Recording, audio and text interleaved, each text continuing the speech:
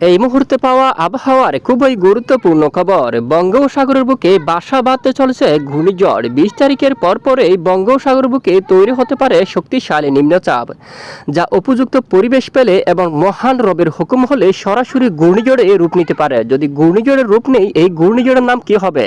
এই ঘূর্ণিঝড়ের নাম হবে ঘূর্ণিঝড় রিমাল। তো এই ঘূর্ণিঝড়ের নাম দেওয়া ওমেন থেকে।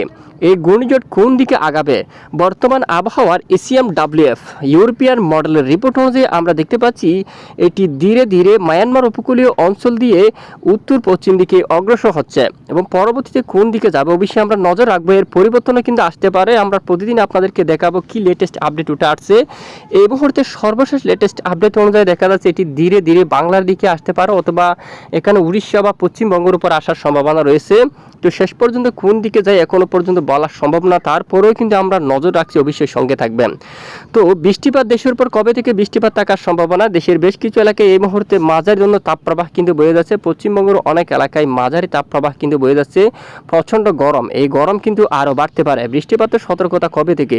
আগামী 19 তারিখ থেকে বৃষ্টিপাতের সতর্কতা উঠে আসছে 18 তারিখে উত্তরের 2 অঞ্চলে, এবং আগামী 19 তারিখ থেকে রবিবার দেখুন বৃষ্টিপাতের সতর্কতা উঠে আসছে বাংলার বেশ কিছু অঞ্চল জুড়ে। এরই মাঝে আমরা দেখতে পাচ্ছি ঢাকা বিভাগের অনেক এলাকায়, কুমিল্লা থেকে শুরু করে আগরতলা, কাপাসিয়া এবং এদিকে নাগারপুর থেকে শুরু করে সিরাজগঞ্জ অনেক এলাকায়, এবং উত্তরে বাগমারা, বিশনবাপুর থেকে শুরু করে নেত্রকোনা এই অঞ্চলের দিকে বজ্র বিদ্যুৎ সহ বৃষ্টিপাতের প্রবল সম্ভাবনা। পাশাপাশি এদিকে ঢাকা বিভাগের কয়েকটি এলাকা জুড়ে বজ্র বিদ্যুৎ সহ, তবে সব এলাকায় না, ঢাকা বিভাগের কয়েকটি এলাকা জুড়ে কালবৈশাখী আকারে নিয়ে প্রচণ্ড আকারে বজ্র বিদ্যুৎ সহ বৃষ্টিপাতের সম্ভাবনা কিন্তু দেখা যাচ্ছে। এবং সোমবার 20 মের আপডেট আমরা একটু নজর করি। সোমবার 20 মের আপডেটে দেখা যাচ্ছে দেশের একদম উত্তর পূর্ব অঞ্চলে, দেশের পশ্চিমাঞ্চলে দেখুন বৃষ্টির তেমন সতর্কতা নেই। পশ্চিমবঙ্গ থেকে শুরু করে জামশেদপুর, এদিকে আরামবাগ, ধামবাদ, বর্ধমান, শান্তিপুর, কাতুয়া, শিউরি, দুর্গাপুর, বাঁকুড়া, পুরুলিয়া, আসানসোল, এদিকে পূর্ব মেদিনীপুর, পশ্চিম মেদিনীপুর আকাশ পরিষ্কার থাকার সম্ভাবনা, আংশিক মেঘের আনাগোনা, এবং বাংলাদেশের পূর্ব অঞ্চলের দিকে আবারও শুরু হতে পারে বৃষ্টিপাত।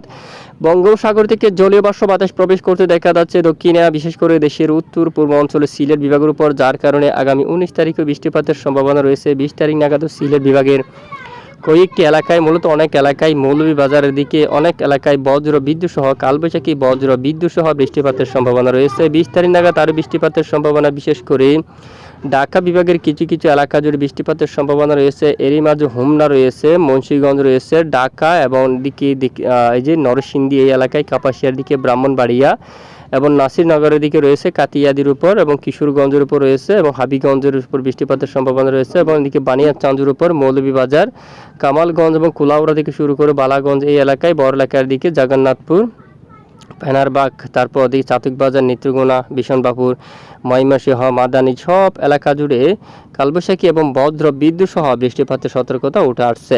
অবশ্যই সাবধানতা অবলম্বন করবেন। এবং উত্তরে বগুড়া, মহাদেবপুর, রাজশাহী থেকে মালদা, দক্ষিণ দিনাজপুর, বালুরঘাট, গুড়ারঘাট থেকে রাজীবপুর, গাইবান্ধা এই এলাকার জুড়ে কালবৈশাখী বজ্র বিদ্যুৎ সহ বৃষ্টিপাতের সম্ভাবনা। মঙ্গলবার 21 তারিখ নাগাদ উত্তরের অনেক এলাকায়, সিরাজগঞ্জ এবং নাগারপুর, কিশোরগঞ্জ, কাপাসিয়া, লাখাই, মাদান, মৌলভীবাজার, সিলেট, অনেক এলাকায় মূলত তুমুল বেগে কালবৈশাখী বজ্র বিদ্যুৎ সহ বৃষ্টিপাতের সম্ভাবনা রয়েছে।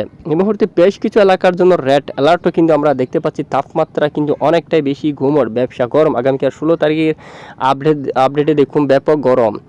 কাপাসিয়া, ঢাকায় লাল কালার কিন্তু হয়ে গেছে, গরমের মাত্রা অনেকটাই বেশি, অস্বস্তিকর ব্যবসা ঘুমোর গরম। কুমিল্লা, আগরতলা এই এলাকায়, ফরিদগঞ্জ, মাদারীপুর এবং সেনবাগ, ফরিদকুট উপজেলা, খাগড়াছড়ি, চট্টগ্রাম বিভাগের পাহাড়ি অঞ্চলে কিন্তু তাপমাত্রা রয়েছে, মাঝারি তাপপ্রবাহ এখানে রয়েছে। আমবাসা, আগরতলা এবং লাখাই, মৌলভীবাজার, সিলেট এখানে মাঝারি তাপপ্রবাহ, এবং কিছু কিছু এলাকায় তীব্র তাপপ্রবাহ কিন্তু সতর্কতা আসবে আগামীতে।